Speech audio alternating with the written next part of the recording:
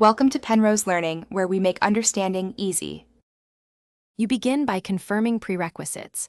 R and RStudio are current, and you have the ReadXL package. Why ReadXL? It reads Excel without external Java dependencies, making imports reproducible. First, install with install. Packages, ReadXL, and load it via library ReadXL.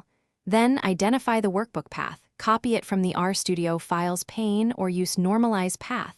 This prevents errors from relative paths.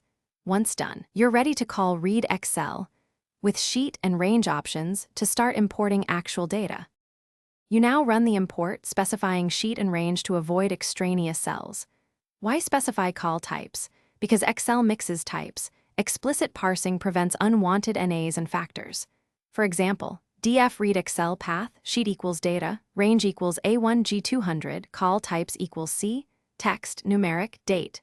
If the file has top notes, use skip equals to or call names equals false, then assign names manually. Also, make sure to check locale and guess max if reading many rows to stabilize type detection.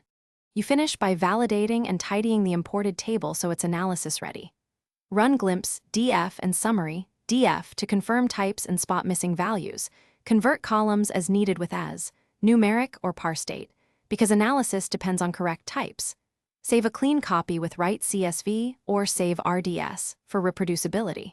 If something goes wrong, read Excel, errors or unexpected NAs, check file path, exact sheet name, hidden characters, merged or protected cells. These are common culprits and easy to fix. Thanks for watching. If this was helpful, leave a like and consider subscribing. See you next time.